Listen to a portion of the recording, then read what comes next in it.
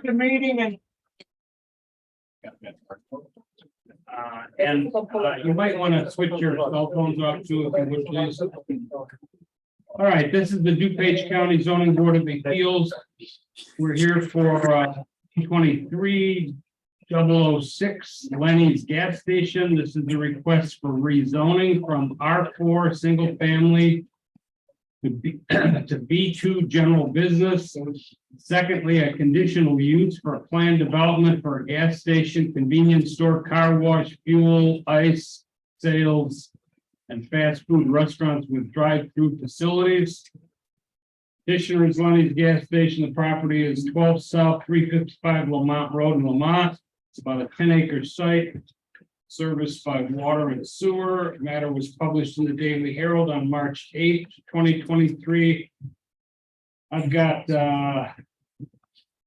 comments from the various departments of the county indicating that they need more information if this matter goes forward. I've got quite a number of letters in opposition from various neighbors. The village of Woodridge indicates that they don't have sufficient information to make substantial comments. The Forest Reserves essentially says the same. Village of Lamont says no comments received yet. Darien, no objections. Downers Grove Township, no comments received at this point.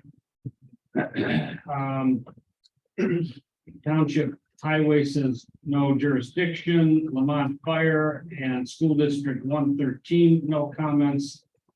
And I said the Forest Reserve has given us a letter which is available to the petitioner. I don't know what this is. It was left here. If it's introduced as an exhibit, I'll take it. I have so far 2 exhibits from the petitioner. The first is a group exhibit, various copies of surveys and topos. I'll take that as group exhibit number 1. Typically, we have a straightforward survey, but we've got a number of topos, etc. And then I have exhibit 2, a site plan. Can I recognize the petitioner to identify himself, identify all of your witnesses, please? And then I'll have all of your witnesses sworn in. Yes, thank you, Mr. Chairman. My name is Lyman Tiemann, T-I-E-M-A-N. I'm sorry, what? T-I-E-M-A-N. And I'm the attorney for the petitioner, Leonard McHenry, with Lenny's Gas and Wash. We have a number of witnesses that are here this evening that are going to be testifying regarding this matter. We also have a number of exhibits that have been distributed to the board members in that packet that says Gas and Wash. And yes, that packet there, and all of those have been numbered. Some of those will be referred to directly by our folks as they proceed with describing what we're looking to do with this project. We have with us this evening Chris Kalichevsky with the WT Group. The WT Group is the architect, engineer, planner for the project. Chris is the representative of that group. Chris is also accompanied this evening by Javier Milan, who is on Zoom. He was somewhat sick this afternoon and didn't know whether or not he could make the meeting in person, but he's here from KLOA and he's going to be talking about traffic issues and studies in relation to the project. And also we have with us Bob Gorman from the Gorman Group, who is an MAI appraiser who will be discussing highest and best use and any detrimental impact on adjoining properties. And we also have with us Leonard McHenry, the owner of Gas and Wash. With that, I would like to turn this over to Chris Kalichevsky and have Chris begin. Okay, wait a minute. First of all, is there a traffic study report? There is a traffic study report. Is that in our packet? It was uploaded previously. It was down here. It was uploaded previously. I don't know what uploaded means. I'm a regular person and I need a physical exhibit. So if you have a traffic study, introduce it as an exhibit. Is there an appraisal report? Because highest and best use, I don't understand to be a zoning issue. Yes, there is an report as part of that packet that you have there. Yes, I believe it's exhibit number 23, if I'm not mistaken. Okay, then next, you indicated that your exhibits are numbered. Yes, I see, we take a survey as exhibit 1 and site plans as exhibit 2. And now I see that you've got your numbering has to be redone. This is the bottom line, but you can't start with 1. We already have 1. that's not a problem for us. We can take the survey as exhibit 1 and the site as exhibit 2 and Do that. Fine. renumber the others as we go through. Great. Now, let me go over the process this evening. We will allow the petitioner time to present his presentation concerning what is requested and develop what other information he wants to produce. Then we'll usually ask questions from the board, but we may, given the number of people in the audience, we may defer to public comment first. We're going to go about 2 hours this evening. If necessary, we'll reconvene. Our next available Thursday night is April 13. I don't know if it's going to be necessary or whether we'll finish within our time limit, but that's the process. We do not make a decision tonight. When the record is closed, after all of the public testimony and public hearing is presented either tonight or at a follow-up hearing, then and all the written information is sent in, then the board will convene at a recommendation meeting, which is usually heard in the first week of the month. We will make a recommendation, which constitutes only recommendation that goes to the County Development Committee. And the County Development Committee will meet at its appointed time to consider the record in this case, undertake their vote and transmit the matter to the full county board for the final administrative determination about this case. So that's the best I can do to explain briefly the process. Now I'll go back to the petitioner for your presentation, sir, and anybody that wants to make a statement, please step up to the microphone. Yes, thank you. Right. You want me to swear them in? Oh, yeah, sorry.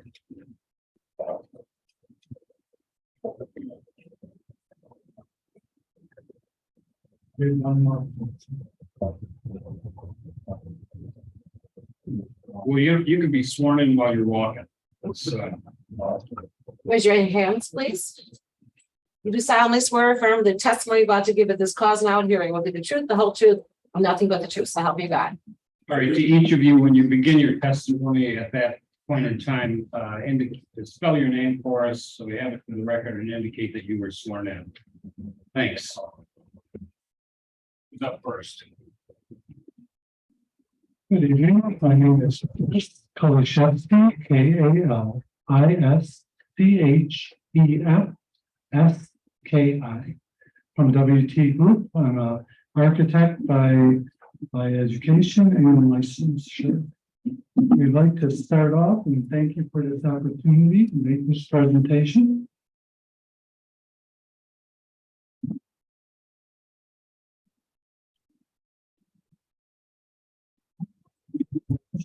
Okay, so hold the music. What's that? Is that an exhibit? Yes, sir. Do we have a copy of that exhibit someplace? Yes, sir. In the packet that you have. in front of you. Give me a number and a title. It's no longer exhibit 1. It must be 3. Yes, it'll be exhibit 3. And what's the title? Aerial? It's an overview of the site. Okay, got it. Go ahead.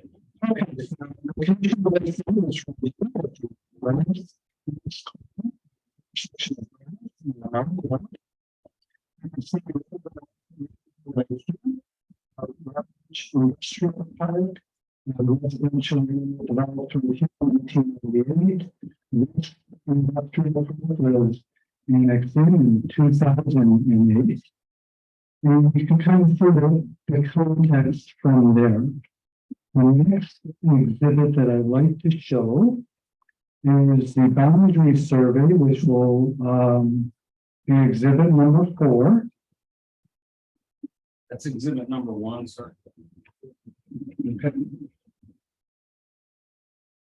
Number 1 is the survey, and basically this is our parcels. It consists of 2 parcels, approximately 4.7 acres each side. We have a total of just over 8.5 acres for the combined parcels. And roughly we're 1,200 feet in the length here and 187 for each portion of the parcels there. The existing structures, and there's one house sitting on this parcel, no buildings within this area.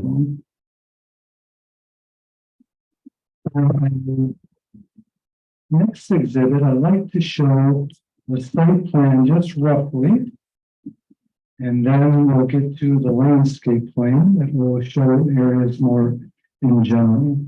So this will be exhibit 4. That too, Mr. Chairman. On the floor. Ms. Hanson? Site plan, we've already marked it as 2. Okay.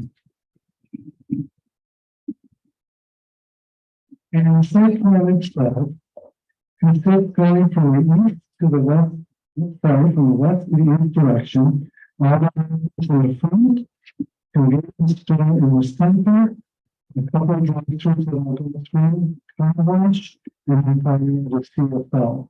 The additional property goes back to 1,200 feet, and we just discontinued it in this area here.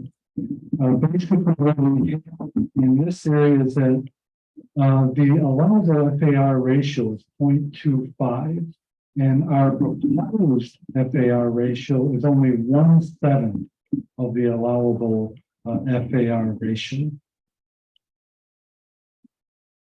Going to show this next exhibit. The next exhibit is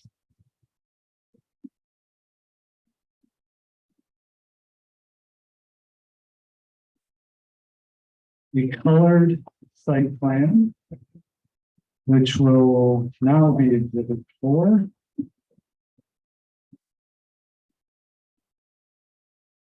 We can show a couple items on this plan, and I'm just going to take a moment to open up my paperwork here. Give me one moment, please.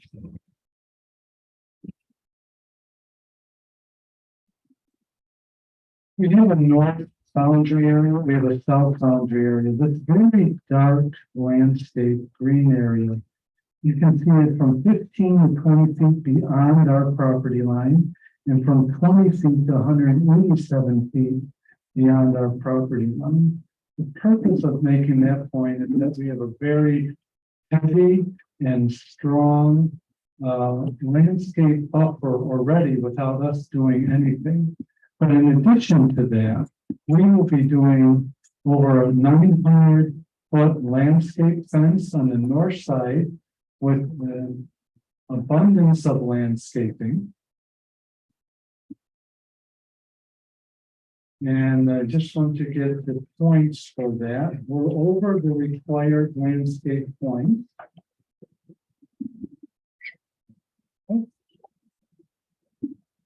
The points required are 7,590, and we're at 8,866. And that's true for the south border as well. In the south, we have over 1,100 where we will 8-foot high sound barrier fence. And so what we're doing is looking at the outline that we mentioned, we have a return capital to the state plant facility. Patrons, we're going to purposely separate the truck traffic and from the car traffic.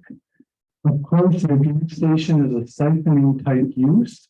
It does not generate any new traffic in the sense that you're not sitting at home and thinking, oh, I got to fill up my car. You're already on the road going to work or coming home from work, or on the weekends, you're doing your errands, and that's when you're fueling. And so it's a siphoning type use.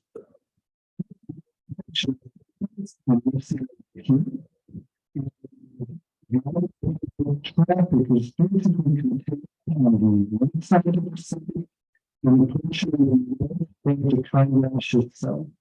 It's an express style car wash where the patrons will come through and look at the idle gates, make their selection for the wash. They stay within the wash itself and go through the car itself, which the buildings are fully restored buildings with hollow pre-K concrete plates.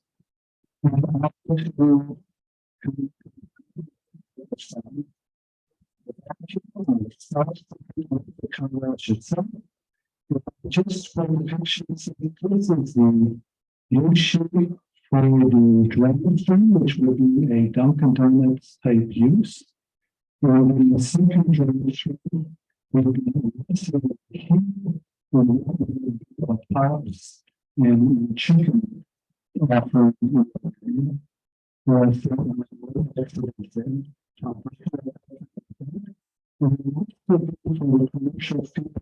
such as the landscapers with trailers, with box trucks that are on the road and even day runners.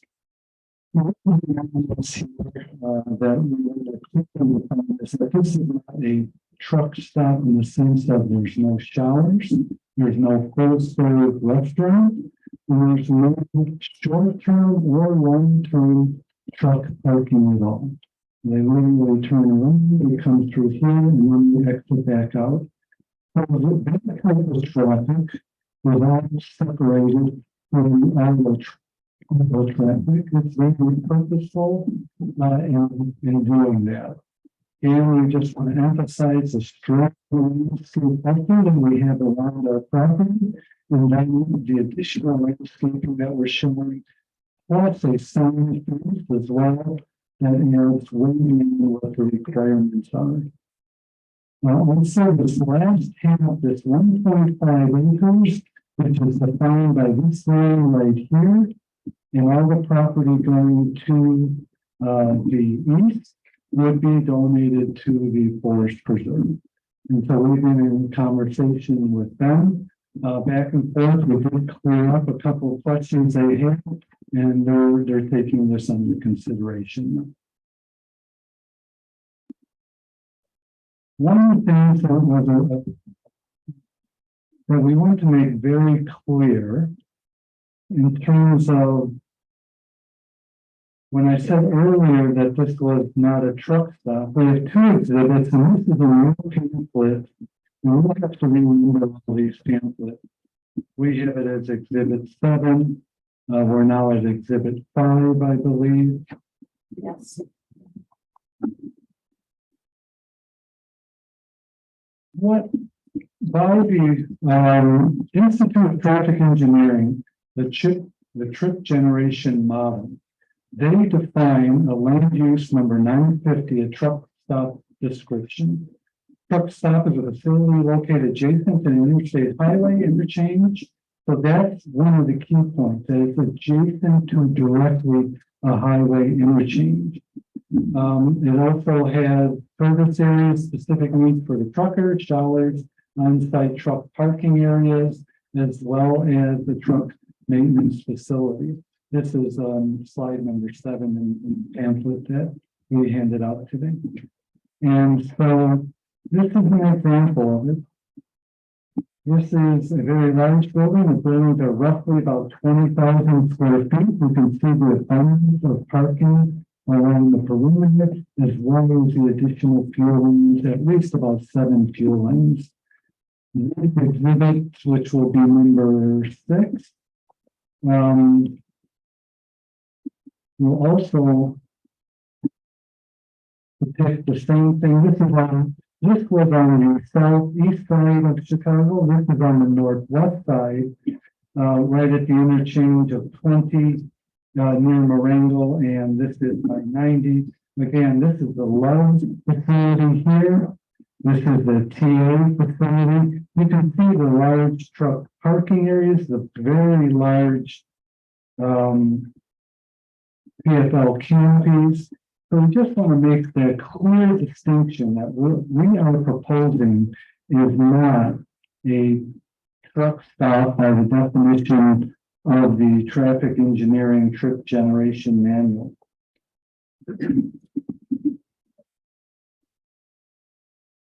One mentioned exhibit, it says number 8 in the pamphlet,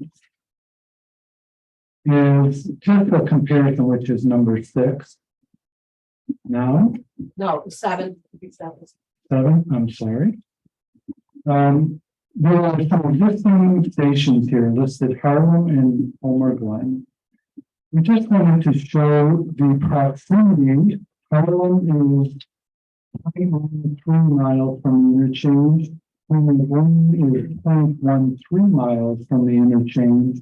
And notice the number of trucks using the facility. If we look just at the semi, Are you getting into the traffic study now? Just going into comparisons of what the numbers are. Javier will be talking about the traffic study. Okay, we're on sort of I got a lot to get done tonight, so. Okay. If you're the architect, why don't you stay with the general concept, and we'll have KLOA talk about the traffic study and various assumptions made in the traffic study. Okay. Long story short, we were saying that there will be 20 trucks, and that evidence kind of showed that as well. One thing to state here, the state fire marshal in the state of Illinois is one of the most stringent requirements for a underground fueling facility. Everything needs to be double walled, everything needs to be monitored. So all double wall tanks, dispensers, all the monitoring. In 1993, the Clean Air Act provided for stage 2 vapor recovery, and that was instituted in Illinois. And in 2012, that was actually removed because of the improvements of all the vehicles and such. And so the gasoline vapor control program was discontinued because of the quality of the air that's now occurring due to the advanced technology in the autos. In 2010, diesel exhaust fluid, or DEF, was instituted. It basically takes the exhaust of a diesel vehicle and changes it into nitrogen and water. And so that was done in 2010. And so again, just stating the changes in technology, a retail fueling facility is not like the old gas station with leaky tanks and metal tanks and all that. We have everything in fiberglass, everything is double walled, everything meets the state fire marshal requirements, which are very stringent in the state of Illinois. And then also the industry in itself, from the Environmental Protection Agency, has instituted steps that create a better environment because of restricting the types of exhaust that come out of the vehicles. Your next exhibit on exhibit 10 is just the photometric. We just want to state that we meet all the photometric requirements, basically at 0.0 around our property line, or 0.5 foot candles at the maximum. So we need all that. We use LED lighting, which is horizontal cutoffs. And then our last item from the building standpoint, if you just go a couple of pages, you see the photometric. Item number 10 would be the view of the tree line to our north, just showing both in the winter and in the summer that it's very, and I'm looking at this picture right here, it's very heavily landscaped. And so what we're saying, that's what's represented in the dark green here, and provides a natural barrier for something that we cannot even touch. We cannot go over our property line, of course. And so we will not be reducing that existing buffer at all. The elevations of the building are, as I said, four-sided. They're masonry all around. It's a red stone base with really huge masonry bearing, and it's around the entire building itself. We also have the T-shaped canopy return, which is very important.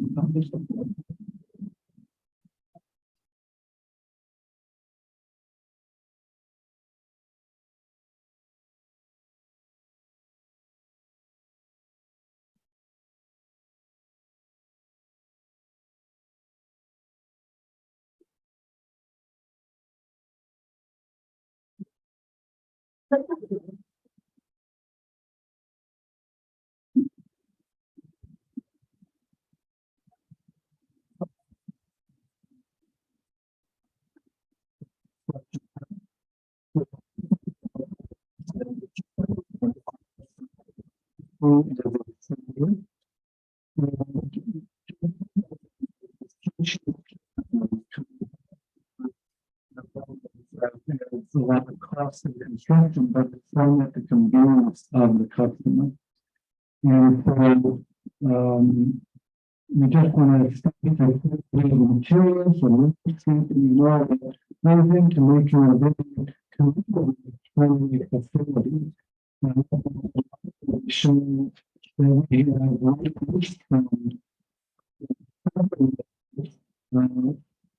and the residential adjacent to our sites, literally the same condition, and how pleased they have been with the operations and how there have been no complaints by the neighbors in those facilities. In order to expedite this, because I've got a lot of public comments, I'll take the fact that we have Tinley Park Mayor, I guess, two people from Tinley Park, one person from Shorewood, the Village of Shorewood Police Department, from the mayor of Mokina, New Lenox, all think you're, and Stickney, all think you're solid citizens. So that's very nice. To the extent that any of them get a vote on this case, I'm sure they would all vote in your favor.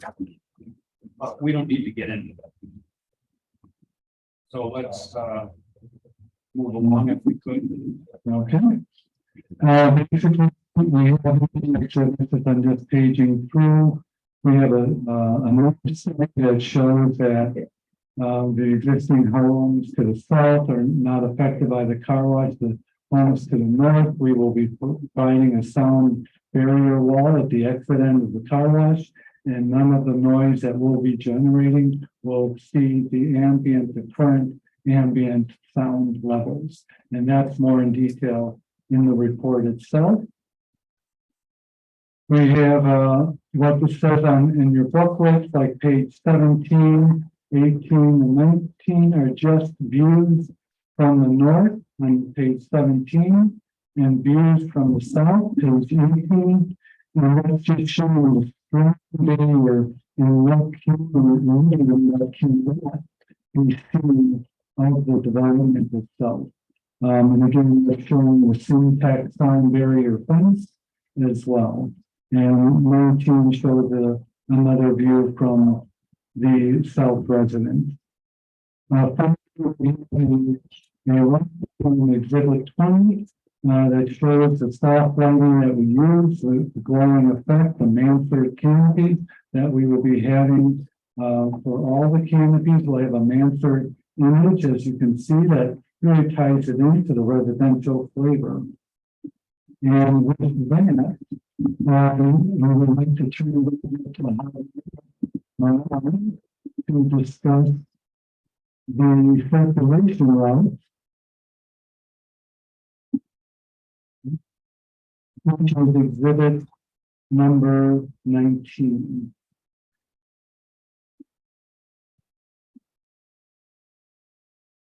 So Javier, take it away, and I'll just point to the items that you're talking about. Sure. Good evening. My name is Javier Milan. I'm a principal with KLOA Incorporated. Can you hear me? Yeah, go ahead, Javier. Okay, thank you. So we conducted a traffic study following all industry guidelines and the state of Illinois requirements. So as you have heard, and as proposed, access to the site will be provided via full movement access drive aligning opposite with Davie Road at a signalized intersection of Lamont Road, and via riding right out access drive approximately 235 feet north of Davie Road. So in order to accommodate the fourth leg and as part of the development, the following improvements will be provided at the intersection. The proposed east leg will provide 2 westbound lanes striped for an exclusive left turn lane and a shared through right turn lane.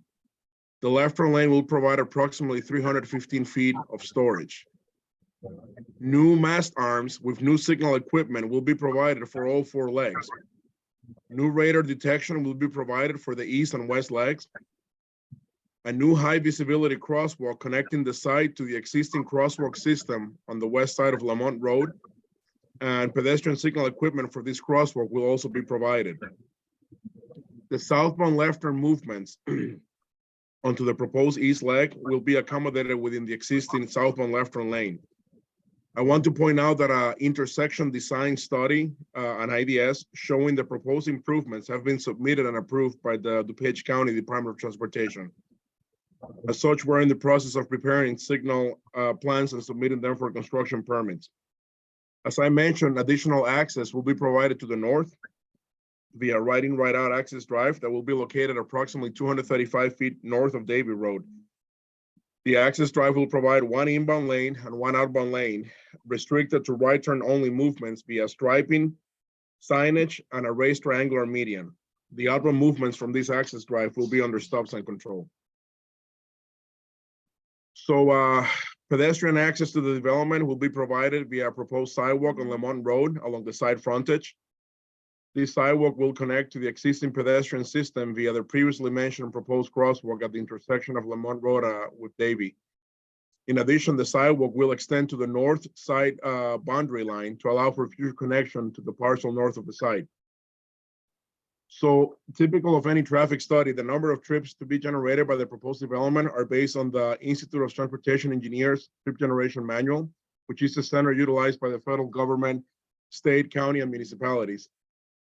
That traffic was then assigned to the area roadways and access drives based on the travel patterns derived from the traffic counts. We don't analyze in a vacuum, as you know, and we actually increased the existing traffic volumes by a regional growth factor provided to us by CMAP to reflect in this case, year 2027.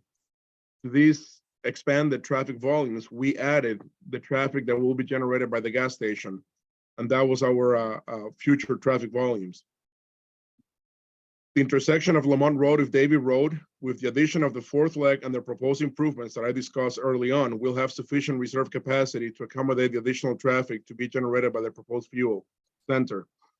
Also, the northbound right turn lane that will be provided on Lamont Road, serving the riding right out access drive, will help vehicles peel off and go into the pumps. And in conclusion, as it was stated in the traffic study, the proposed access system will be adequate in accommodating the traffic projected to be generated by the proposed fuel center. Any questions? I'll be more than happy to answer them. Let's go over again. Your traffic study was submitted somehow online.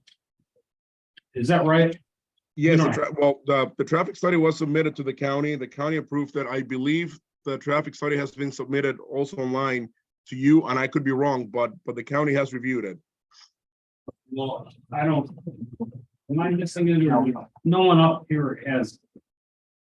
So we'll have to get that. What about the public? What about, we see if anything? I don't think it.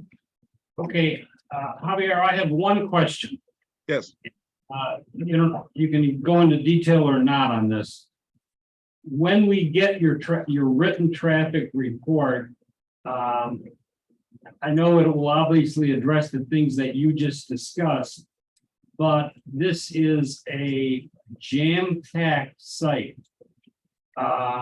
There's some indication of interior circulation, et cetera. I would have to study it for a long, long time to determine whether I think that it is safe. So my question is, does your traffic study make any conclusions one way or the other as to the efficiency of the internal circulation at this site and the safety? Or are all these cars going to be driving? yeah, we did not get directly into the internal circulation, but as it was mentioned, and if you look at the site plan, as it was planned and proposed, it is actually very good in separating truck traffic as much as possible from vehicular or passenger vehicle traffic. I'm gonna start with the main access drive, which is the one opposite Davy Road. As you notice, truck traffic will actually drive eastbound without overlapping anybody. They go to the east, they make a U-turn to get to the pumps. And when they exit, they don't have to cross anybody. They just make a right and they exit. Internally, if you look at the site plan, all of the drive-through facilities, the outbound movements will be under stop sign control. And they're separated by medians, and also reliefs, what I call a relief valve for an opening, has been provided in all of them. In the unlikely event that something happens and the drive-through is not working, people are able to actually exit.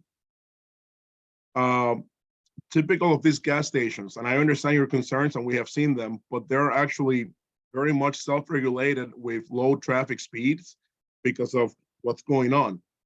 I'm gonna look in here at the drive aisle immediately between the convenience center and the gas pumps. If you notice, goes in a north-south direction. So we recommend that southbound, they should be under stop sign control. So there should be a stop bar right there when they get to the main drive aisle. And northbound, the northbound movement could also be under stop sign control, just as the car wash exit is under stop sign control. That way, the flow of inbound traffic into the site flows freely.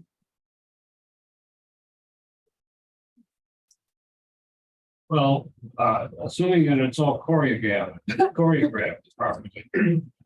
I mean, you're inviting people to the site for one or two food service facilities, car washes, various filling stations, diesel and regular gas. And is there anything I missed there?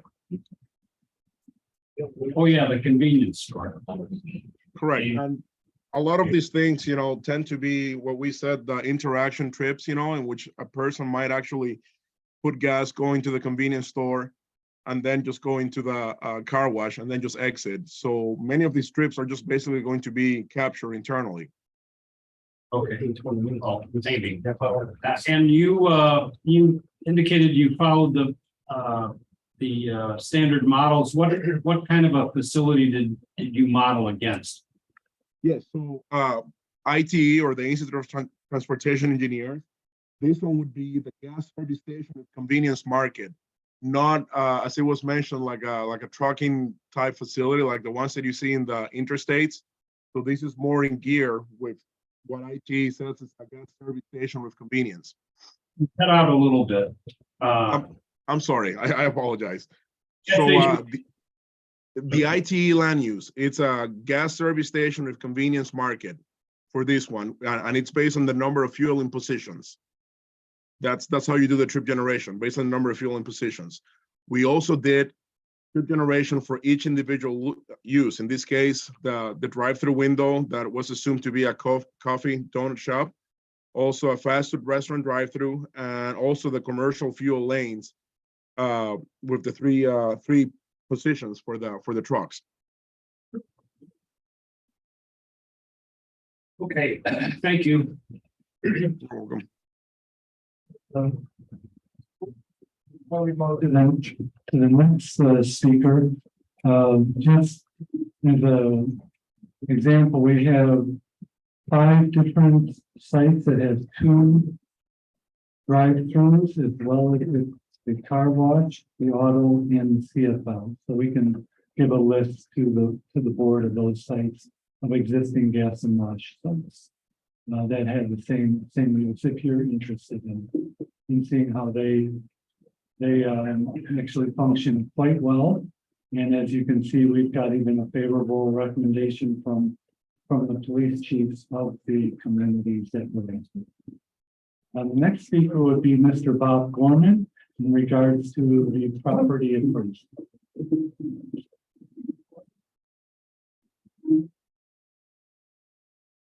Mr. Gorman, I recognize that you were sworn in. Yes, I hit them this morning. My name is Robert Gorman, Gorman. And I promise to be concise. I was asked to do Can you speak into the microphone, please? a highest and best use analysis of the land, and I did. And my conclusion was that the highest and best use has changed over the years and would be for commercial development today. The whole area has changed with the development of the industrial park on the other side of the street. Okay, folks, hold it down, please. Okay.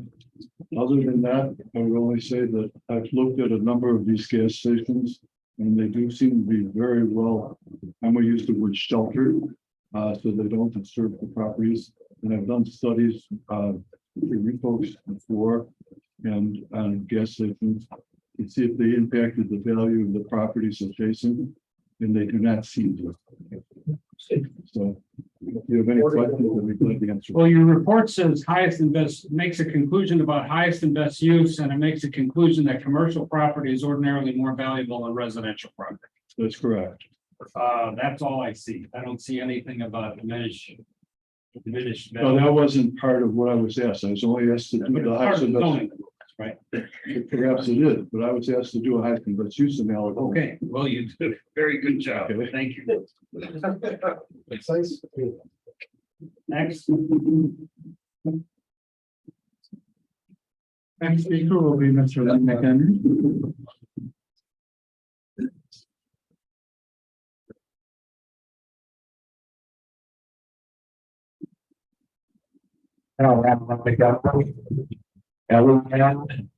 LENMCENERI. Hi, everybody. I'm the owner of Gas and Wash. I've been in the business for over 50 years. I started gas about 12 years ago. I've been part of programs, building and operating 150 locations over the years. We currently own and operate 24 locations with 8 bordering on residential. We have 700 employees and another 700 in the food service tenants. We also have 3 under construction and 6 in the approval process. I speak from experience, and our development team has many years of experience also. I'm not defending the company, but explain why it fits the company. I chose this location because it is an underserviced area for food and fuel. Not much from here, 35th and Archer to north of I-55 on the Mount Road, except for the Mount Speedway station at 103rd Street.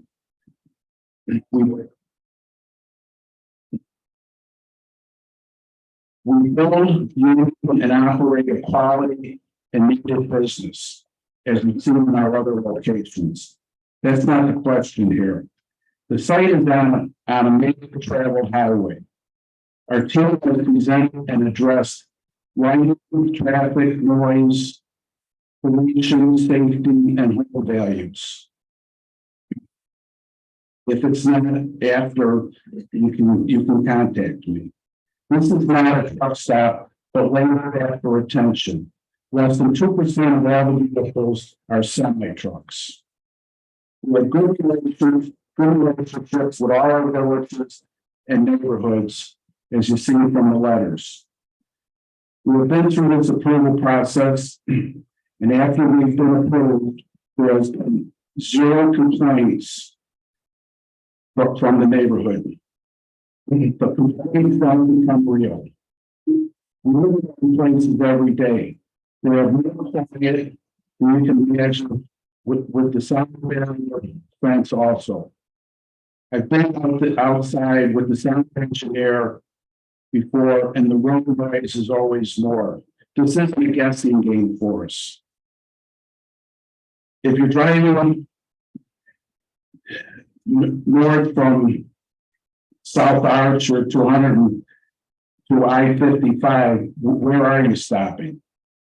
We're doing 75 jobs, needed services, and tax dollars. I believe we've shown this plus $500,000 a year. It has grown into part of our business. Local residents play games for a while and leave. It's quiet and adds safety to our stores with people around. We've had 0 problems with 20 gaming locations. This is not a bar or servicing liquor. Okay, are you saying you're also gonna have gaming at this site?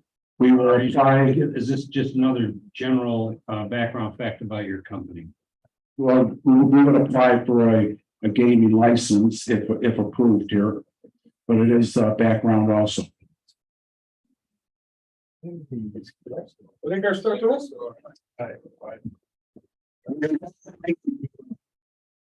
With problems.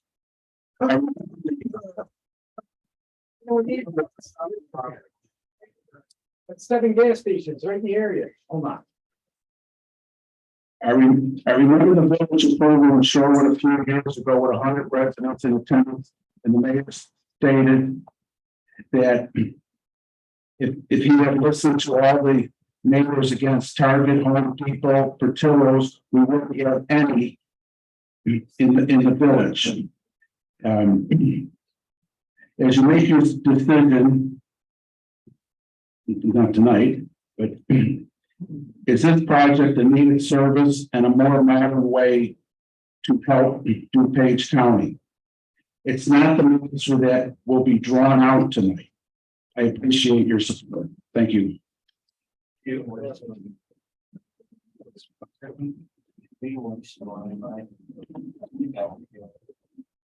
Yes. Just to wrap up real brief, basically the 7 elements of the standard of conditional uses and the 7 elements of the map amendment, we feel that we do meet all those requirements. In light of the time, I won't go through each of the points. One of the things we do want to say is that we meet all the zoning regulations. We've already been reviewed by the county's Department of Transportation and approved. We are a type 2 C construction type building, so over and above the industry standards. So we meet and exceed all the regulations from zoning, building, civil engineering, utility, roadway, etc. And so we are always wanting to add to the community that we are in. We build beautiful facilities, we maintain them in excellent fashion, and we are a good neighbor, as the letters in your packages support. And with that, in light of the interest of time, we conclude our presentation. Council, does that conclude your presentation? Yes, it does. I would like to offer into evidence the exhibits that we have. We understand that we have to renumber 2 of them. Although we have a total of 25 exhibits that were presented to you this evening, and Could we? we would like to offer those into evidence. All right, if you would work with our staff. I'll be more than happy to do that. We have to Some of them I switch see are- a couple numbers around, Yes, but some of them are in and renumbered. In other words, the survey and the site plan are duplicated. right. Right. So that confuses the numbering that I tried to to, but if you would work with the staff to renumber, we can create a. I'll be more than happy to do that. And with that, we're concluding our presentation. Right, thank you. Now, Thank you. with respect to the process here, I think I'd like to go to public comment first to accommodate the members of the public. Rather than ask questions from the board now, your issues may give us a little guidance as to issues that we haven't thought about. So once again, you can submit written information, which you have done in many cases. If that information is submitted in writing, it's not necessary for you to repeat it at the witness stand here. You can sign the petition that's been circulated in the back. You can follow up with written comments after this evening and it'll be made part of the record. And we will take some public comment this evening from those who wish to testify in front of us tonight. If you've already given us written testimony, you don't need to do it again. So how many people would like to speak about this petition? All right, would all of you people line up? You know what, ordinarily I take homeowners associations, not, I'm the secretary of the homeowners association, so I'd like to tell you about how I feel. If you are officially representing a homeowners association this evening, we'll take you early on. If there are municipalities or government bodies here, we'll take you early in the process. And if there are attorneys who represent a group of people, we'll take you early in the process. Then we get to neighbors. So is there anybody from a municipality or governmental entity that wants to testify this evening? Hold on. And do you represent the homeowners association, sir? Riverview subdivision. And are you speaking on behalf of the group of people from your homeowners association? All right, come on up and we'll get you early on in line. Mr. Homeowners Association. I don't know. He never talked. Barry. Mr. Lukahans, you represent a group. Why don't you go first and we'll take the. You don't want to? No, you wanted to go out. She was standing at the lectern. That's all. Okay, I'll go ahead. All right. Yeah. All right, we'll take, I'm going to swear in the homeowners association representative and Mr. Lukahans at the same time, and then we'll get to the rest of you. You do solemnly swear or affirm the testimony you're about to give at this cause and our hearing will be the truth, the whole truth, and nothing but the truth. So help you God. I do. Okay, for the record, Philip Lukahans, I represent several homeowners on Naples. I think it's Naples Drive, just directly to the north.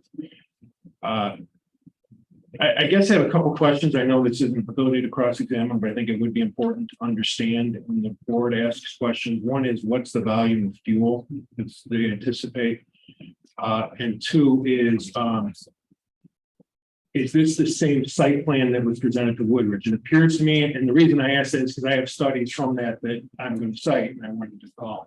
Well, we don't know that. So I know, I'm going to ask the petitioner. I didn't want to, where's the counsel for this petitioner? Clear enough, well, why don't we all? Yeah. Oh, there he is, right there. Sir, can you tell us if this is the same plan that who's presenting here? The lawyer or the architect?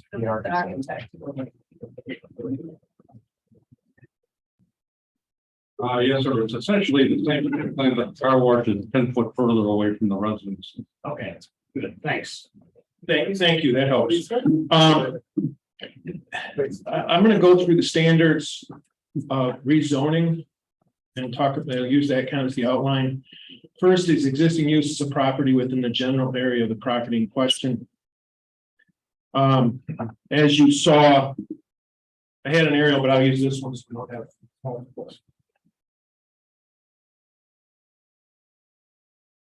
I'd just like to say, Ms. Woodkins, there was zero testimony presented and the petitioner has said his case in chief is concluded. there was zero testimony presented about rezoning standards. So I don't think the board's going to try to make the case by asking questions to solicit those required items. But go ahead. Yeah, and nor, but I do think it's important to see this area. They mentioned the area to the east, or excuse me, the west, which is industrial, no doubt about it, but it is separated by a 4 or 5 lane highway. You have to the north and to the south along the entire side of Lamont for a long distance, you have residential property. This does not fit that residential property. The zoning they're seeking is B2 with conditional uses when all the property, including this, the one we're involved here, is all residential.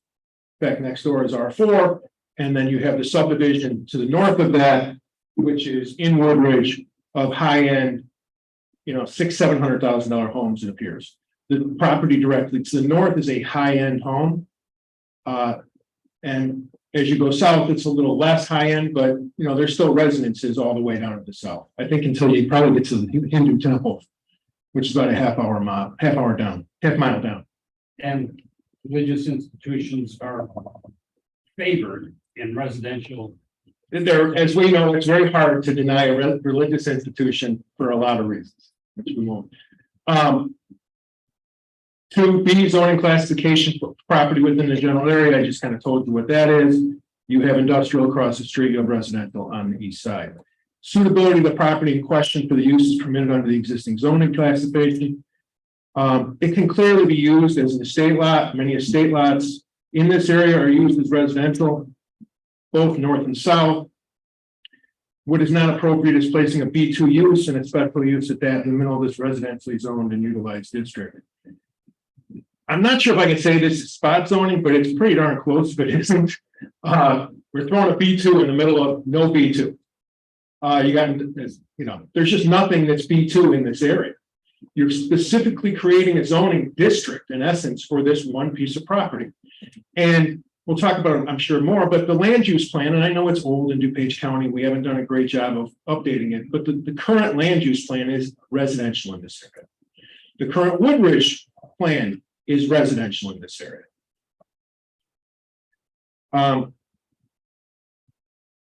Not only is this a gas station, we do have a fueling station for trucks. We have a very large car wash. As you heard, we have 2 different restaurants with drive-throughs. We have a possibly gaming station, which we kind of heard by accident almost. But that creates that all hangs into this use.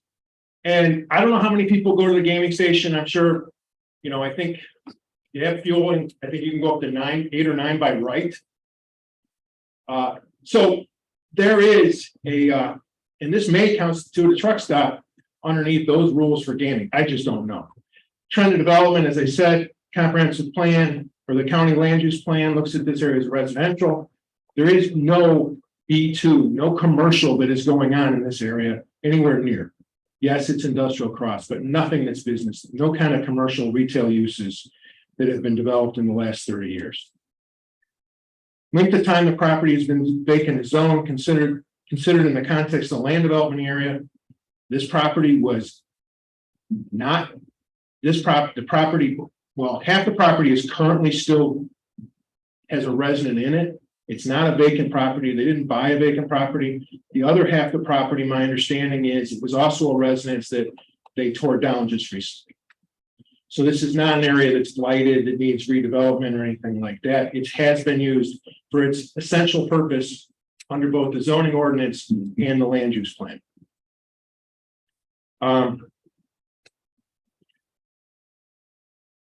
You'll hear from the people on the north to the south. After the extent to which property values are diminished by particular zoning, we didn't hear anything like that. We heard highest and best use. We didn't hear, hey, this is not going to diminish property values in the neighborhood. We have no reports of that. We haven't heard that, oh my gosh, these properties, which is really what rezoning is, the property is losing value because it's not been rezoned. That's not what we've heard. There's no evidence to that effect. I'll talk real quick about the special use standards because some of them obviously overlap, but The first one, and the most important, the granting of any conditional use is in harmony with the general purpose and intent of this chapter will not be injurious to the neighborhood, detrimental to the public welfare, or in conflict with the county's comprehensive plan. We know it's in conflict with the county's comprehensive plan. We also know that anytime you put a business, commercial use in the middle of a residential neighborhood, you affect the neighborhood.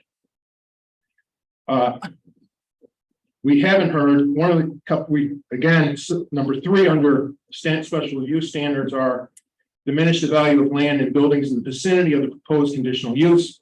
There's been no evidence to that. We haven't seen a match pair analysis. We haven't seen a before and after that we see when we see appraisers come in here and try and actually prove this standard.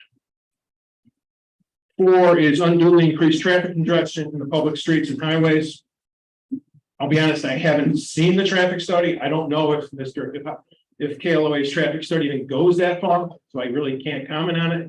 But what I can comment on is the one that they provided to Woodridge, and we will make an exhibit here.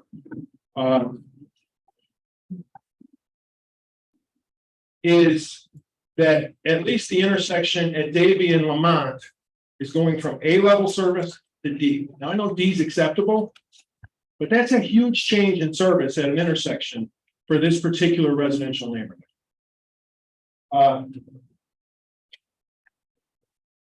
I'll hand out the traffic study for the Woodridge hearing. I don't mean that. Okay, so we'll take it as objectors exhibit 1, prior traffic study. Thank you. We heard a lot of testimony about the need for the use. Not one of the standards. It's Ford knows better than I do. That's not what we're dealing with here. The only thing I could think of that we have, at least nearby this size of a car wash, truck fueling, car fueling, is a pilot on North Avenue at Gary. I think that's it. It's a pretty big station. It's 12 acres. I looked at it. About a third of it's not used. This is an 8-acre site, so it's a little bigger. It's probably 33% bigger with the pilot over there. But anybody who's seen that, that's a huge station. Huge. This isn't like your corner gas station. This isn't like the Speedway down the street. This isn't even like the stuff at 355 and North Avenue, which are 3.5 acres. This is a big site. Now that helps for circulation. I'm not going to deny that. KLOA may be correct, but I'll tell you what it also does. It changes the character of this neighborhood. And that's what we're here to make sure does not happen. You heard from the Forest Reserve. Now, I will say, I kind of looked at the, just to be fair, I think the number of car pumps is about the same as the pilot up here, but it is about half the number of fueling stations. So I do. Forest Reserve District, we heard that they're trying to donate land. We don't know if they're going to be able to. We don't know that. We do know from the letters in the file that was sent that the Forest Reserve District commented that they don't have enough information. They commented that they want dark skies. We haven't heard the dark skies limitation, which I did a property down the street, had to have, that they complied with that. They were aware back in the Woodridge hearing that Forest Reserve District was seeking the dark skies ordinance type of thing.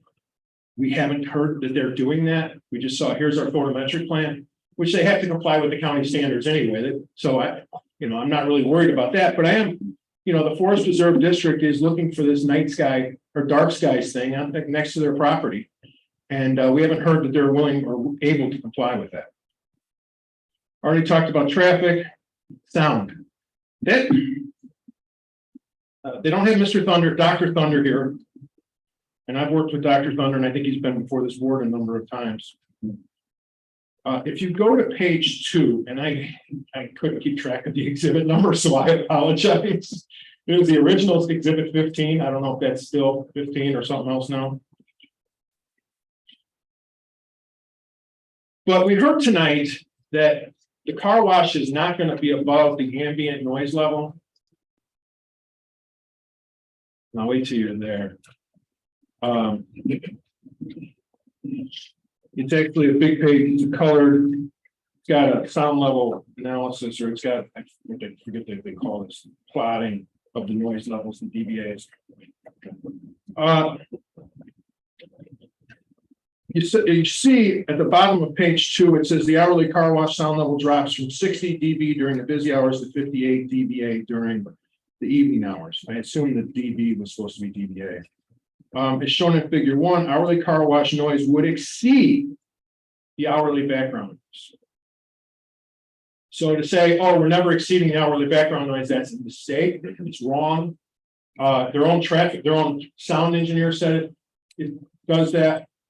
And he goes on to say on page 3, our impression continues to be that a well-designed barrier would significantly reduce the noise. However, the extent and height of the barrier would need to be confirmed by computer modeling. We don't know what that means. Are you going to require a 10-foot, a 6-foot, a 14-foot fence? And if it's a 14-foot fence, that has other issues, right? I think it's 8 feet is probably what's allowed in that area. We also don't know how much it's going to reduce. It doesn't say it will reduce it below the IPCB limits for nighttime. Because as you know, the IPCB limits are at one point or one level during daytime, and they reduce from 10 a.m. or 10 p.m. to 7 a.m. So those dBA, those decibel limits per hertz have to be decreased. And we haven't seen that. We don't know how much they're being decreased. We know they're above the ambient now, and they think they admit they have to be reduced. We don't know how much, and we don't know if that's even possible.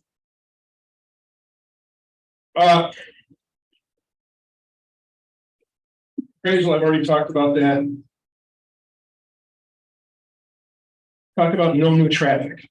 I have a real hard time believing there's not going to be any new traffic when you have 2 restaurants, a fueling station, and gas cars.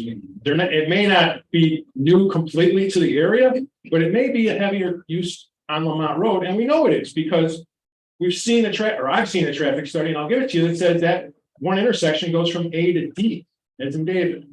So we know there's new traffic, increased traffic. Otherwise, there would be no reduction.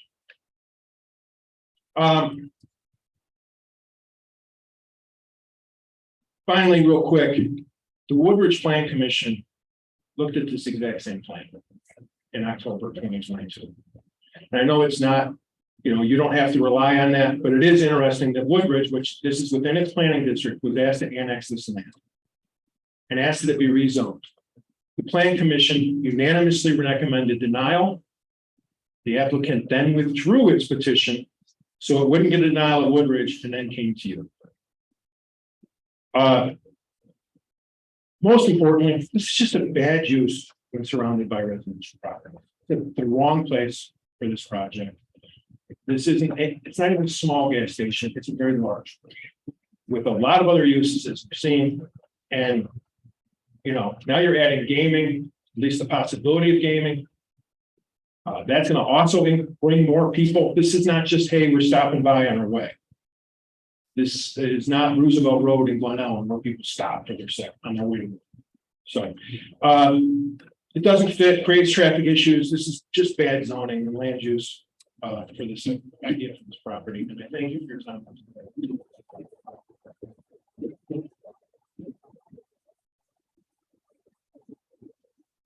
There's no way you can. You need to give your indication of who you represent to the staff and your exhibit, if you would. Yeah, I will give that. I will give that to staff. Obviously. Homeowners Association person. You said you didn't want us to go over everything twice, so he pretty much went over everything, but perfect anybody could. Then if you would just indicate your name and say, I agree with the remarks of the.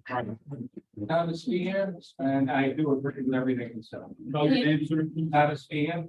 Right. Can you spell your last name? Oh, F is in Frank, E-E-H-A-N. All right, now those others of you who. Association. I'm sorry, I didn't see you. Are you, did you pass a resolution or something in your homeowners association, or are you just here because you think that's the sentiment of the body? The sentiment of the body, I've received comments from my community. Let me just go right ahead. Here's for the homeowners association people, if you could indicate that your homeowners association has passed a resolution or had a meeting and made a vote or whatever, and send us that on your homeowners letterhead. We'll supplement the record with that. Would you raise- You identify yourself. You were sworn in? No. Oh, everybody, I don't want to go through this every time, so everybody else who expects to make a comment, please raise your hand and be sworn in. So I've got. You know what, I've got these people in the front row, but could you others kind of queue up back over here? And everybody, keep your hands in the air as you're about to be sworn in. You do solemnly swear or affirm the testimony you're about to give this cause and out hearing will be the truth, the whole truth, and nothing but the truth, so help you God. Yes. Okay, Hi, my name is Laura Regal. I'm with the Pleasantville Voluntary Civic Association, Can you spell your last name? REIGLE. I'm going to give you a little background about myself. I worked at Art National Lab. I was a chemical waste generator as one of my duties. I have a degree in applied science.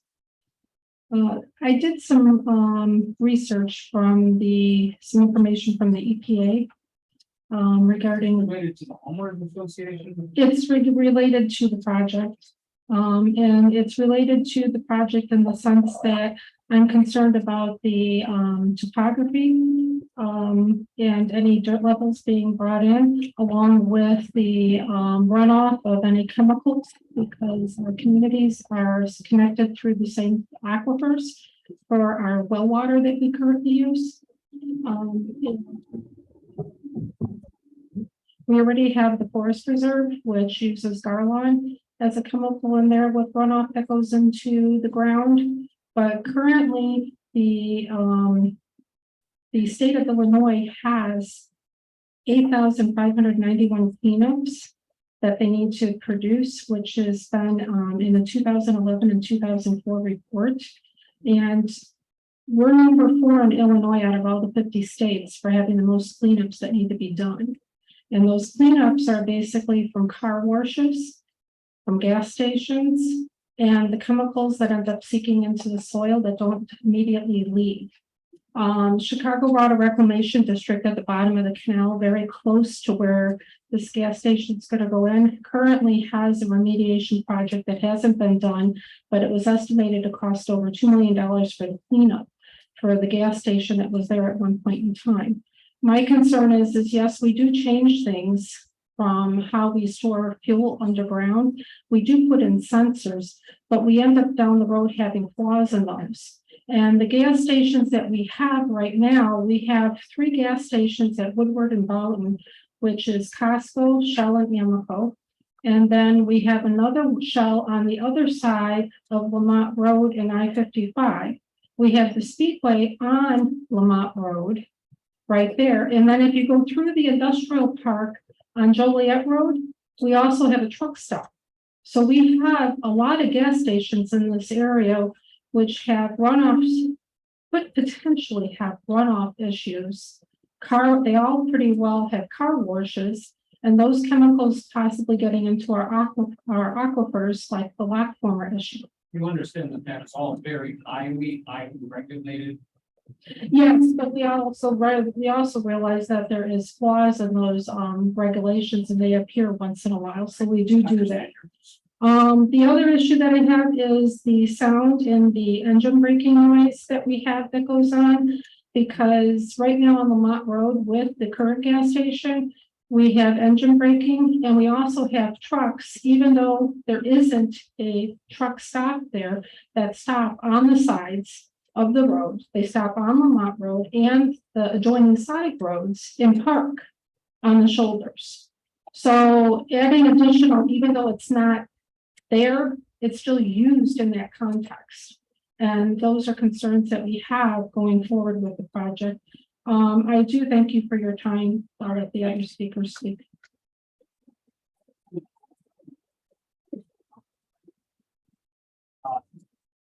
If you represent a homeowners association, please tell us the name of the homeowners association and whether or not you object to this petition. Briefly state the reasons why, but tell me this is the position of the homeowners association. And I can confirm that by virtue of the fact that we had a meeting and my sense is that everybody feels this way. Thank you. Good evening, DuPage County Board members. Thank you for your time and allowing me to speak tonight. My name is James Montero. I am the president of International Estates Homeowners Association. My address is 908 Stonebridge Way in Woodridge. I speak on behalf of the community at International Estates when I say that we do not want to come off as being opposed to business. We understand the importance of supporting new business endeavors, which in turn supports job creation and tax revenue generation, and all that is needed to run a sustainable government and community. We get that. Our issue is the proposed location. We think the project is ill-suited for many reasons, which you have or will hear about tonight from other residents of the surrounding community. Rezoning areas to commercial should always raise red flags as potential impact. In this case, we're questioning why this particular residential location makes sense over other commercial areas. I have, as representative of the IEHA, 49 signed signatures from our community members. We also have over 1,200 online signatures. Thank you. Okay, thank you very much. Delaying the process. We're not here to sort of gauge the applause from the audience. Yeah, can we take that? Okay, I'm gonna take this as homeowners association. Petition, and there's some requirements that we have here that we can resolve. The gentleman from the homeowners association, we have some formalities about how this is to be formatted, so if you could work with the staff to resolve it. Okay, next, who are you? My name's Art Hega. I'm just a homeowner in the area. It's ART, Art Hega, HEJKA. Have something? I just wanted to say, I mean, we got 8 gas stations in the general area over there. One a minute north, 1, 2, or 3 minutes farther north, 3 truck stops on the other side. I mean, 8. What do we need another gas station here for? It's crazy to me. I mean, it's just money. Everything in this area is going to change because of this, just because they want some money or they just want to put a stupid gas station up. And it's just, okay. I'm just stating what I feel. Great. Say, Next.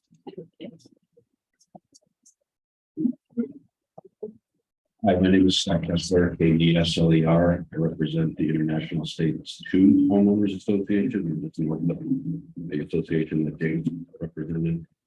One thing I want to raise a series of questions that I didn't see presented in the materials tonight, based again on our experience with Woodridge. I didn't see how they were planning to address anything from a water and or a sewer sanitary perspective.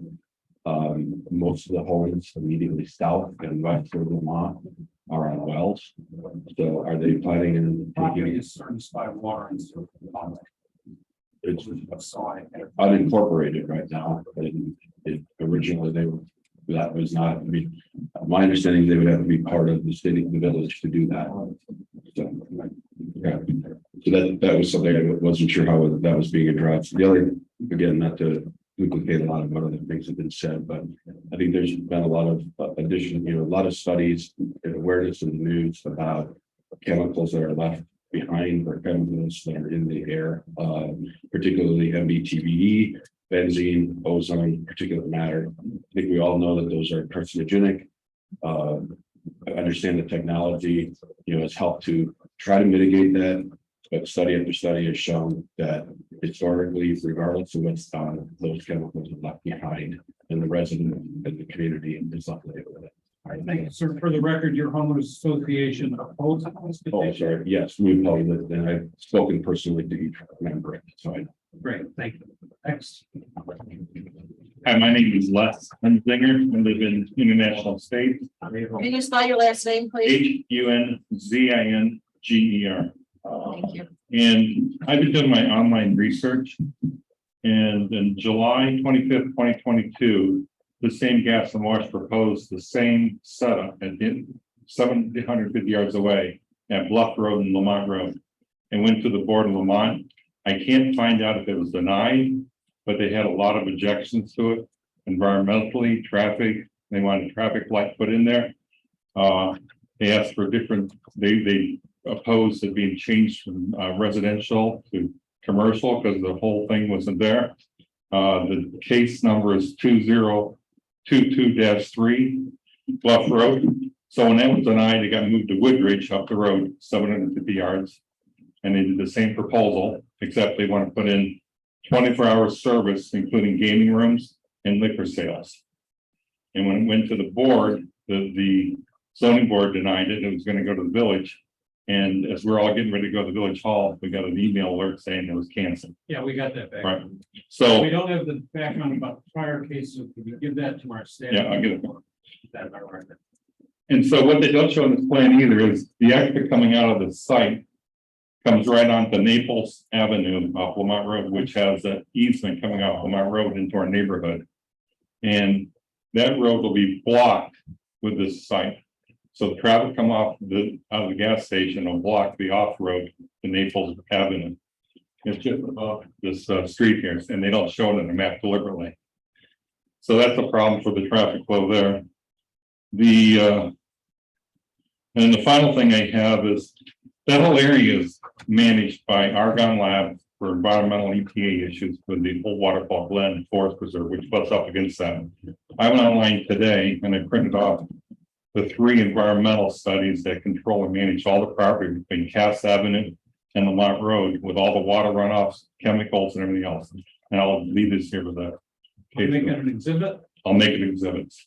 Then it's objectors exhibit 2, put your name on the top there so we can identify it. And 2, 3, and 4. So, and well, we'll make it group 2. okay. I have 4 off the thing. We'll make it group Okay. exhibit 2. Okay. All will be in the same group. Okay, that's what I have. Thank you. Thank you, sir. Next. Thank you. My name is Frank Lentine. I live at 929 Naples Lane. Can you spell your last name, please? Can you spell your last name? Lentine. I'm opposing the proposed zoning change and the proposed development due to its location in the middle of the residential area and its many potential adverse impacts. Now, admittedly, many of the impacts are somewhat subjective. How much noise is too loud? How much lighting is too bright? But there's at least one group of impacts that are not subjective, but an incontrovertible fact that the adverse health effects from fuel vapor releases from normal refueling operations and normal tank filling and venting. In our public comments that we've submitted in writing, I and others have provided you with references to numerous scientific studies of adverse health effects that support minimum safe separation distances from residents of as much as 500 feet. Many jurisdictions in many states have placed minimum separation distances in their zoning requirements of 300 feet for residences and 500 feet for parks and other places where people may congregate. And although we didn't state it explicitly, we have many residences within 160 feet of the proposed development, much less than the generally accepted 300-foot limit. Now, the applicant has presented you with results of studies of some of the more subjective impacts, such as noise. But has the applicant presented you with any studies that support no adverse health effects at a distance of 160 feet? The answer is no. And I don't think any such studies exist. The studies that do exist demonstrate the contrary. So I urge you to follow the science. Follow a course of action that protects life and not endangers it. Reject the proposed zoning change and do not allow the gas and wash in this location. Thank you, sir. Now I'm going to clear the room. The next time I hear a disruption from applause, I've asked several times, this is not a theater production that you are to applaud. All right, go right ahead. My name is Debbie Robleski, WROBLEWSKI. I live at 925 Naples Lane, but we also own the property at 12S331 Lamont Road. And as Frank was talking about the adverse health effects and the gas fumes at 160 feet, my 2 in-laws, both in their 80s, live there's no streets, it was farm country. So the property line is the property line. And we understand they can build 5 feet off the property line. And if that's the case, then they're looking at about 15 feet away from the gas station. And the way the house is built, it's a home built into the ground. So they have a front door which faces west, and all of their windows will face the gas station. That's their entrance, that's their window, because they don't have regular windows, it's all sliding glass and a sunroof because the roof of their home is in the ground. So we have our 85-year-olds at the gas station, which I absolutely am opposed to. And if I could ask a quick question, I know at the Speedway, they can only turn right. You can only exit right from the gas station. Where can you exit from the proposed gas station? Is there a right turn only? Can you turn left? I don't really get an answer when I've asked. Nobody really knows. Want to answer that now, Commissioner, or in your summary remarks? Whatever would be your. Well, I don't care. Do it now. I do it now.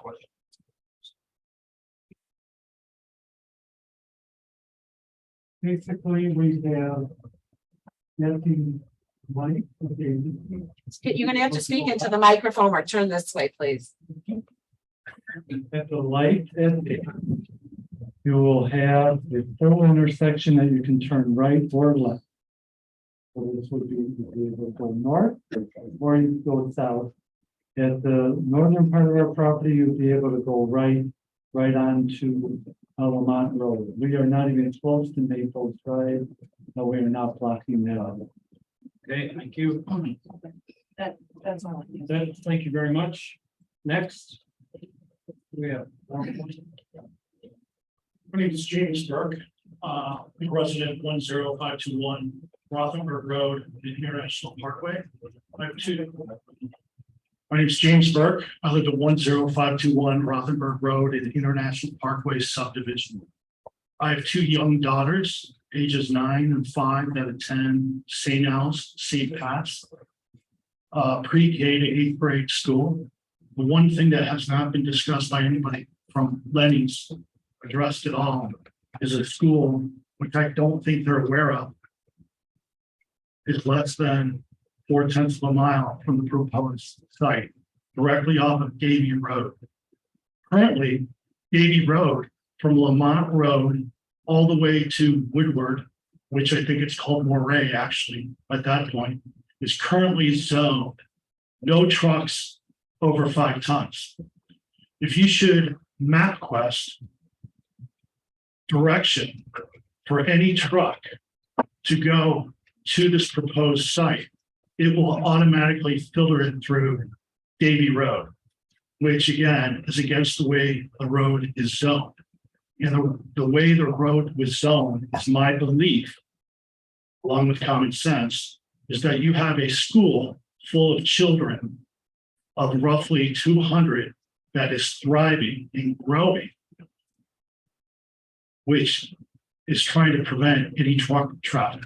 The only ones that are allowed truck over 5 tons must have a direct delivery. We currently are challenged with that today without any increased traffic. We have a 3-way stop at Davie at the school, and it consistently gets run all times of the day. Why do I know this? There's constant notifications sent home to us as parents. I also walk the area often, both take my children to and from school, as well as I walk my dog, and I have neighbors who do the same. So the concern is a safety issue. It's a health issue. We heard about the concerns of the fumes. And not only that, is our neighborhood, we're growing as a residence. There was a statement made that you're growing commercially in the area. Not true. We're growing much faster. We added over 12% of homes this year with plans to add more just in our subdivision, not counting some of the others. So, you know, to justify to put a commercial property that's being proposed, not on an adjacent to a residential in the middle of a residential. It's just not safe. It's not responsible. I appreciate you hearing. Thank you, sir. Next, If I could, I don't exhibit.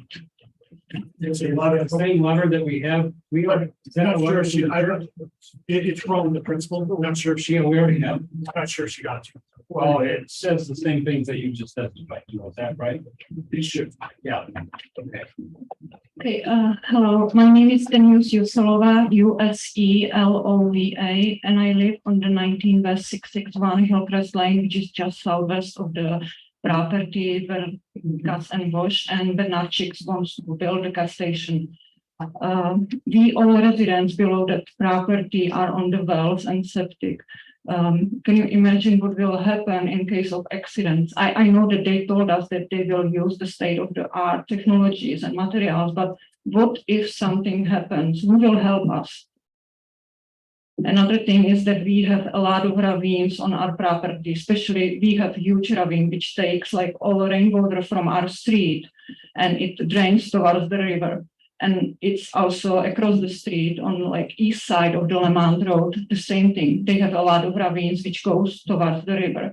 And sorry, if you drive to the Bluff Road, there is like always like flooding if it's like heavy rain and it all drains to the river.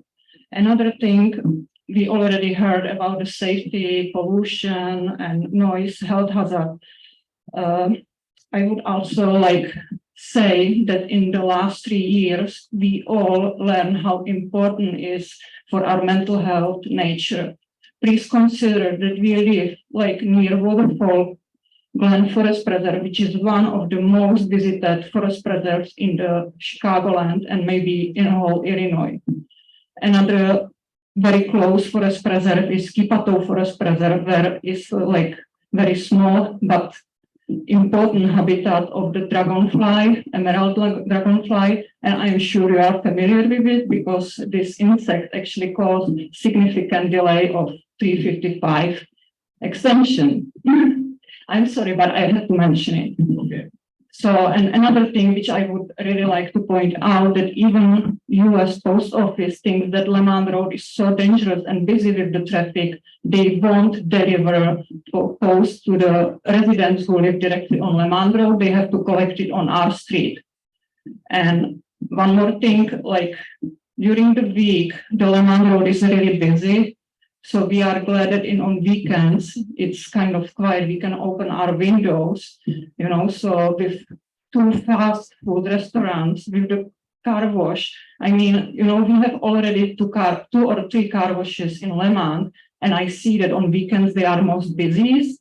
So who is coming to wash the car on the weekend or weekday? So it will be still very busy for us.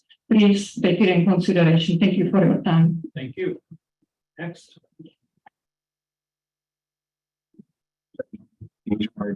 12 South 423 Lamont Road. I'm opposed to this development. I didn't even have a question. I think it was discussed that it was the same plan as submitted in Woodridge.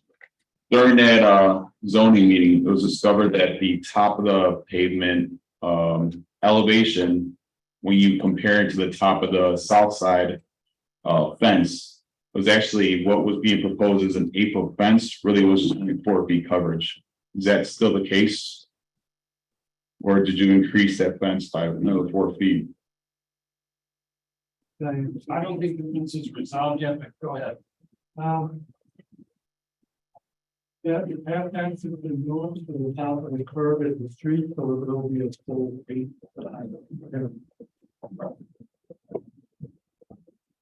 And I 100% agree. I won't go down to the details. My parents just live south of, you'll hear on a few of us just directly south of them with well water. Please consider this to be just bad zoning, bad mistake in a residential area. Thank you. Thank you, sir. Next. Hi, my name is Kathy Shaw, SHAW. I live in Lamont down the street from the properties. No one should have to live next to a gas station. The repeated high exposure to gasoline, liquid or vape form, can cause lung, brain, and kidney damage. The ground level ozone by gasoline fumes also cause respiratory problems, asthma, and cancer causing chemicals. There are Water hazards, the underground storage tanks can leak into the ground, the car wash, water waste, and sludge drainage. The residents around the properties have well water and rely on clean water from their wells that now will be unsafe for them to drink. Not to mention all the water waste. A regular tunnel car wash wastes 30 gallons of water per vehicle. The surrounding properties will lose the value of their home. The proposed gas station, car wash, convenience store, restaurant, drive-through, and liquor store will be a problem for the surrounding residents' daily lives. Noise, pollution, tanker trucks that come to fill up the gas tanks, litter, extra traffic, truckers that park and sleep in the station, the lighting at night when the residents are trying to sleep, and crime. Places like this prove to bring in drug deals, other illegal activity, and unsupervised teenagers.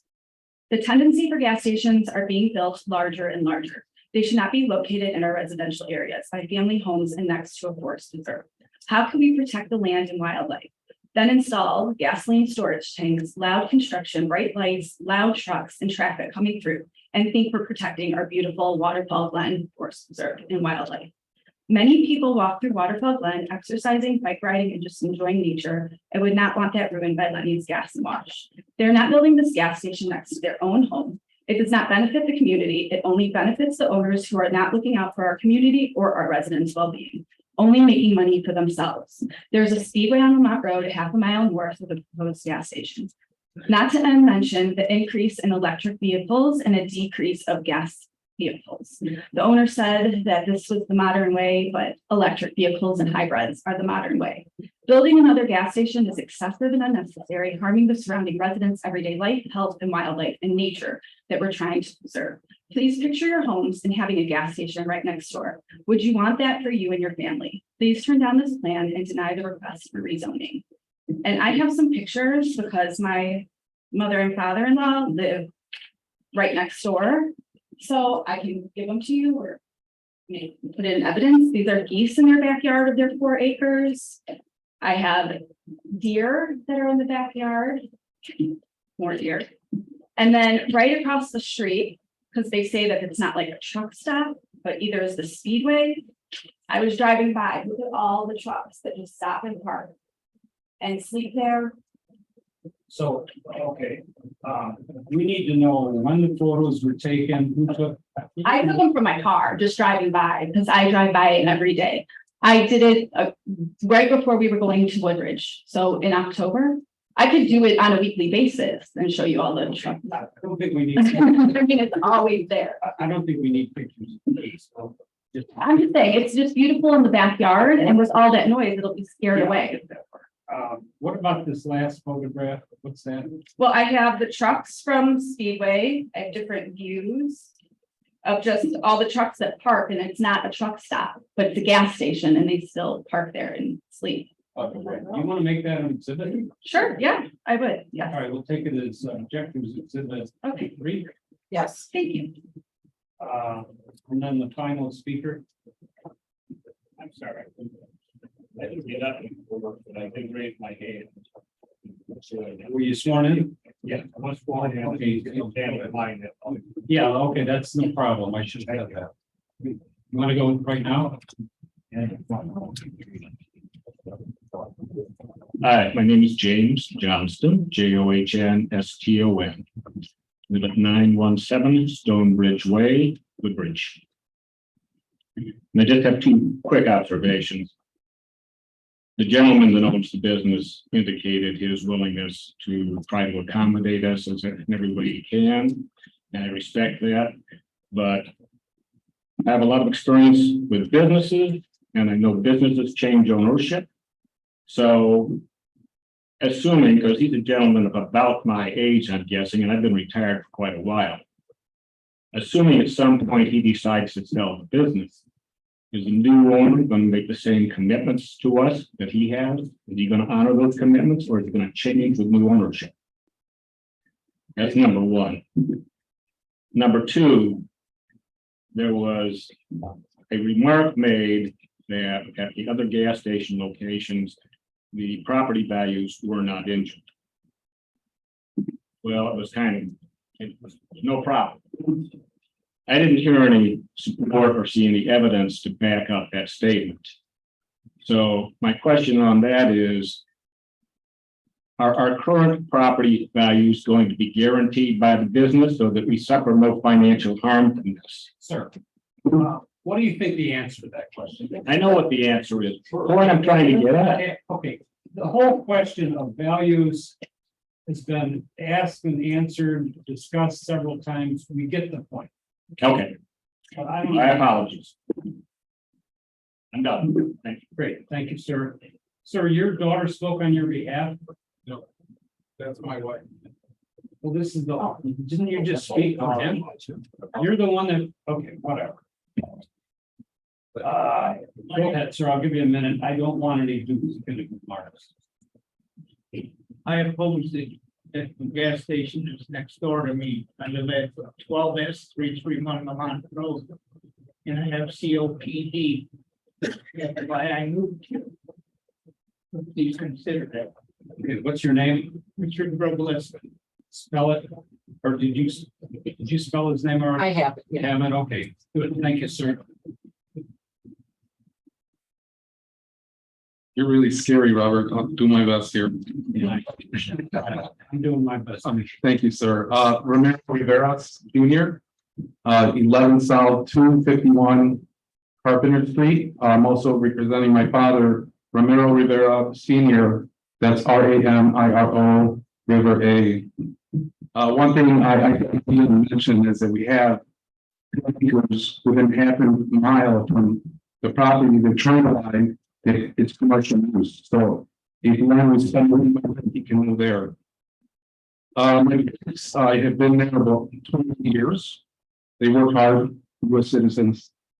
In the 28 years I've been there, it's been safe.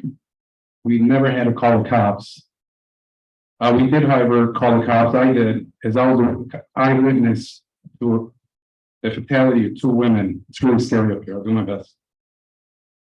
So the speed chain makes a drastic area for accident. It happens all the time. My mother herself was hit on the road. One thing saw today said it's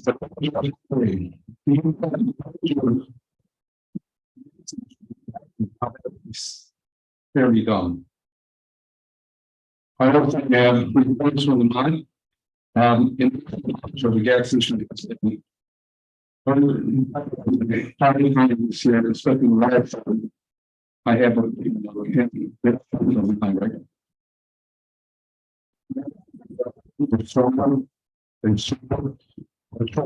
elections.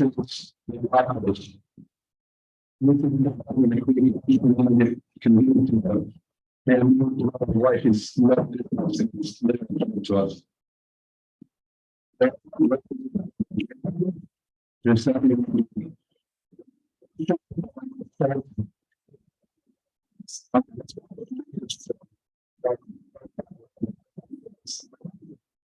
Issue. I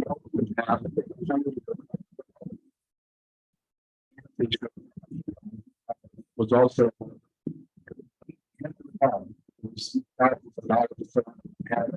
in here, so.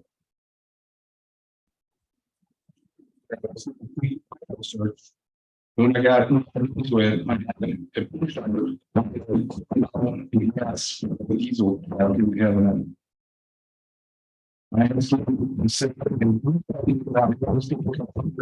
in self. Appreciate it. Thank you. Now, we're going sort of in reverse order. Is there anyone on the board that wants to ask a question about this petition? Okay, I don't see anybody. Closing remarks from the petitioner then, please. Just one speaker to make a closing statement. Is it possible? Is it possible I could bring up the civil engineer to have some stormwater? There were many questions that were asked, yeah. Okay. Okay. I'd like to have Jim Glasgow from WT Group Civil Engineering. I'm not going to reopen your presentation, sir. No. There were questions that were asked. You may answer those questions. There was about the runoff and the grading and drainage.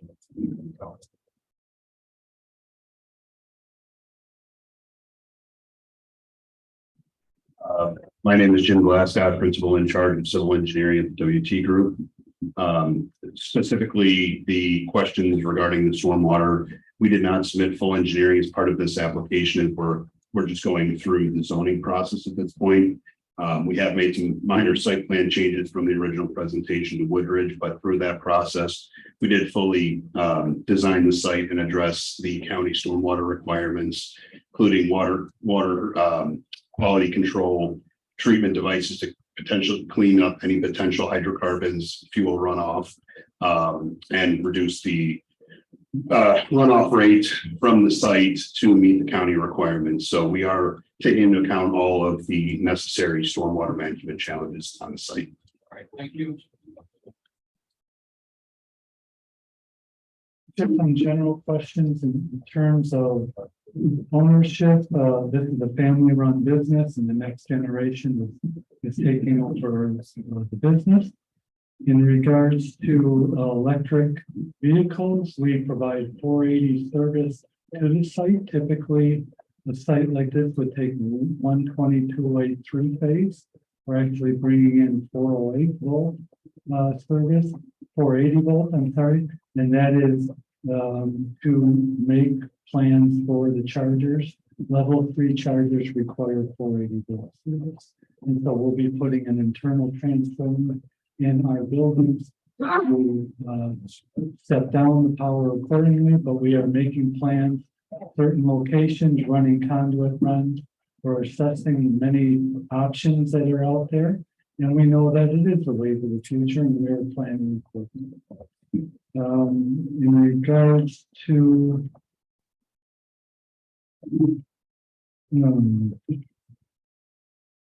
sorry, there was one other item that I wanted to address.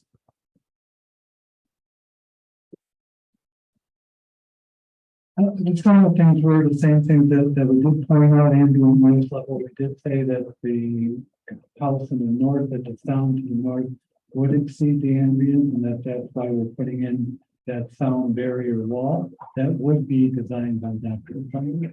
And so it's just we're not that far along yet, but that would be all appropriately designed to meet that criteria.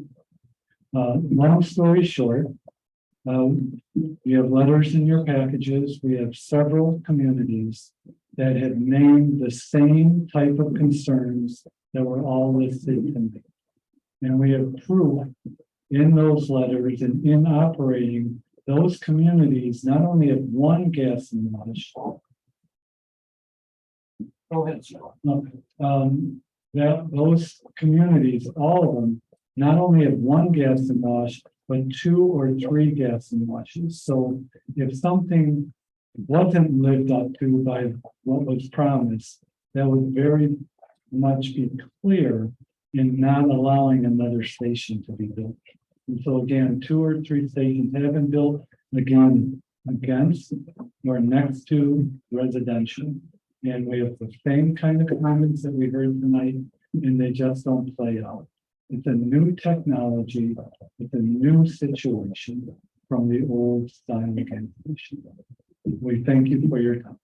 All right, thank you. All right, I don't think, I have not invited anyone, nor has anyone indicated that they want to submit additional information. So I'm going to close the record in the public hearing tonight. No further information that has not been presented at this hearing will be considered. And I'm now going to set the matter for our recommendation meeting.